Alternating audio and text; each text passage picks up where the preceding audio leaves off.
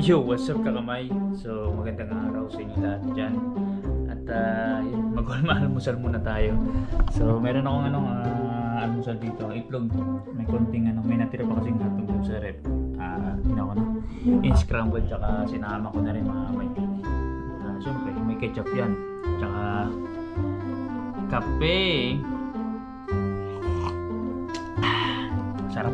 Hindi ako dito inaasod mga kamay sa kape ng PC collection, yung Machiavelli. Sarap na hindi mo na kailangan ng asukal or anything, basta bulbul mo lang sa baso yung powder, tapos saluhin mo sa mainit na tubig, kalas, pwede mo na higupin. So yun mga may, bago ako mag-almusal, ang kay Gagamboy nga pala, hindi pa na natatapos doon mga may. Although nabanggit ko kahapon sa vlog na unexpected nga na nag-message sa akin si Gagamboy na meron ng dollar sign. I think meron pang gagawin kasi nasilip ko dito mga kamay sa laptop ko kagabi na monetize nga si Gagamboy, pero hindi pa natatapos doon yung gagawin. So kumbaga anti-monetize na monetize, pero ko lang yung mga kamay, hindi pa fully monetize. Pwede pa siya na ma-demonetize mga kamay. So may kailangan pang gawin. So ipapakita ko sa inyo mga kamay para at least malinaw po yung sinasabi ko or binabanggit ko mga kamay. So ibabaliktad lang natin yung GoPro para pakita ko sa inyo mga kamay kung bakit hindi pa siya fully monetize.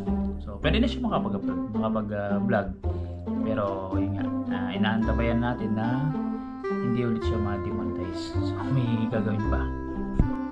Yung mga may papakita ko na sa inyo yung error tsaka yung after, kumbaga demonetize tas na monetize. So papakita ko sa inyo mga may. So ito yung naging problema ni Gagamboy nung chinek niya yung nung nag-upload din siya mga may, sakto nag-upload wala nang dollar sign. So kinontak ako, etong lumabas yung na-discover ko yung step to mamay. Pag ganito mamay lumabas sa inyo, ibig sabihin may error sa monetization, demonetize kayo lalo na ito malimit lagi step 2. So dito naman error kasi nag-fail ang identity verification, hindi na verified. Although mamay ginawa na namin, nandito ako, tinatawagan ko sila, in-instructan. So nangyari is nag-fail siya mamay. Ang nangyari, kinalabasan is too many attempts. So nag-close po, at ito po ang nangyari nung nag-close mga kamay. So papakita ko sa inyo mga kamay, nasa Google AdSense na tayo. So yung verification of identity, di ba? So dito kasi mga kamay, kailangan nyo mag-upload ng photos. So dati nag-upload lang ako, sinesend lang sa akin sa messenger yung photo, i-upload ko dito, pero nag-iba yung proseso lately. Hindi ko alam kung fix na ba yun or magbabago pa na ibabalik sa dati. So pero yung na-experience ko kay Gagamboy is walang upload na nangyayari na isisend din lang picture sa akin, walang ganun. So sila mismo tinawagan ko, nag-video call ako, in-instructionan ko na picturean nila dun sa cellphone man ni Katuba or ni Gagamboy para dun nila i-upload. Parang uploading ng datingan. So kaso na nag-failed nga. So dito sa right side mga namin, kung mapapanood nyo, napagay ko na rin sa previous vlog ko, may take action kasi dyan dati. Since nag-failed nga mamay kasi 2 many attempts, naging learn more. So wala ka ng options para masolusyonan to. Kasi wala nang take action, wala yung button. So ito, pag binuksan ito learn more, meron dyan instruction kung paano yung gagawin na susunod. Kasi wala nang option mga may. Yung last resort, ito na sa learn more mga may. Kaso lang pag binasa nyo mga may, hindi nyo masyado parang maintindihan ng full blast. Aaralin nyo po mga kamay at magtatanong-tanong kayo kung paano gagawin mga kamay. So yun po. Ako, trinay ko yan. First attempt, failed ako. Second time around, nag-succeed. So hindi ako nakatulog mga kamay. Sa totoo lang, hindi naman nakatulog na kumbaga iniisip ko pa rin yung magiging solusyon kasi sayang nga, di ba? Pinagpagura ng bata at saka syempre may potential. Yun, meron din nagtanong sa akin mga kamay, bakit ko daw ginagawa yung pag-troubleshoot na hindi yung papabayad. Sa akin kasi mga kamay, yung rason ko talaga is hanggat kayo makatulong, hindi man sa pera pero sa knowledge at skill na pwede makatulong sa kapwa, gagawin ko mamay. So nasa kanila din kung something in return. Bahala sila mamay kasi naniniwala ako mamay, once na you do good sa sa community, sa individual o sa dito man sa mundo mamay, yung blessings kasi mamay is unexpectedly na dumadating mamay na hindi natin talaga alam. So kumbaga sa akin straight up mamay, gumawa ka na mabuti hanggat kaya mo, yun lang, doon ako masaya mamay. So back on the channel ni Gagamboy, yun lang mamay. At medyo madami na tayo na troubleshoot na nakakalam kung anong ginagawa natin. So yung iba dito talagang galante kumbaga. So dito tayo sa earn mamay ni Gagamboy sa channel niya. Kung titingnan nyo, pag ganitong frame tulad nung kanina, di ba, na may step 1, 2, 3, demonetization. Pag ganito na nakita nyo sa earn mamay, yung word na earn, monetize kayo. Pero sa right side mamay, titingnan nyo, ito yung portion ng sa Google AdSense. So as you can see mamay, getting paid, kailangan action required. So hindi pa po siya fully verified, meron pang gagawin dyan. So ako, naisip ko na mamay na yung kahapon is partially monetized. So hindi naman partially monetize siya pero hindi siya fully monetize kasi may chance mamay, may tendency na ma-demonetize si Gagamboy kasi hindi pa 100% na verify yung AdSense na nakalink sa kanyang YouTube channel. So sisilipin natin mamay ha, para at least may may idea kasi yung saga ng pagto-troubleshoot kay Gagamboy is hindi pa tapos. So ito mamay, pakita ko sa inyo. So ito na yan mamay, yung pinaka-updated nung ginawa natin. So ayan mamay, nakita nyo, hindi na siya failed verification, nakalagay dyan need attention. So ibig sabihin mamay, nagbukas na po ito. Ayan, may instruction sa ilalim na yung payments daw is on hold kasi hindi pa na-verify. Kailangan pa i-verify your identity to receive payments, or yung ads daw will stop showing by July 28. So next month pa po yun. Yun pa lang ngayon, halos one month sobra pa para magawa to. So tingnan nyo mamay ang lumabas. Diba, nung pinakita ko sa inyo is naka-learn more na. Itong sinasabi sa inyo, pag meron nakaganyan take action, ibig sabihin pwede nyo i-verify. I-click lang natin yan na button. Pasensya na kasi nandiyan sa tabi yung pagkain natin. Papakita ko lang sa inyo mamay para at least alam nyo po. Ayan, tingnan natin kung yung pa rin ang ang dati o yung kahapon na pinapagawa sa atin, or bumalik na ba sa dati. Kasi masyadong mahirap yung kahapon na nakaraan na ginawa namin pag may pula ng ganyan, so ibig sabihin may antivirus pa sabat pag may pula na ganyan mamay, may earnings na siya okay lang ipakita. Sayang, di ba? So yan may notification dyan mamay na kailangan ayusin yung tax, i-update. So yung sunod, yung payment method mamay, pwede na rin i-update. Yung pangatlo, dito tayo, yung provide some info about yourself to continue. Yan, i-verify po natin mamay. So tingnan natin kung bumalik na naman si persona. Ayan mamay So ang sabi niya, there was an issue with your verification input. To fix this issue, make sure the document you're uploading is an accepted document. Accepted daw. So titingnan natin kung ano accepted sa ilalim. So check nyo lang po ang box, start verification. Ito, provide your ID. Documents you provide are used to verify your name. So ang allowed lang mamay, tingnan nyo. Nung nakarang may madaming options, diba? May PhilHealth pa nga, tapos may iba pa, may NBA clearance pa yun. So ngayon, 4 na lang. Driver's license, passport, national identity card, tsaka residence permit. So ako yung gagawin natin, ay malulubat naman natin. Wait lang. So let's continue nalobat yung laptop natin. So, ang gagawin natin mga kamay is dito tayo sa National Identity Card. So, ibig sabihin mga kamay, mga tulad na example, yung OFW ID, yan. PhilHealth kung i-allow. Basta malinaw mga kamay, National ID, yung natin, yung dito sa Pilipinas. Tapos ano pa, UMID, madami pa mga kamay. SSID pwede siguro. So, yan ang mga National Identity Card mga kamay, for example lang. So, next natin mga kamay, click lang natin National Identity Card. Meron na kang pinili. Susubukan natin yung Voters ID. So, dito nakalagay front ID, i-upload lang daw. So, nandun na sa sa downloads mga kamay, nilagay ko na. Tingnan natin mga kamay kung i-allow ha. Kasi hindi ko pa rin alam mga kamay kung papayagan. So, upload, tapos back naman.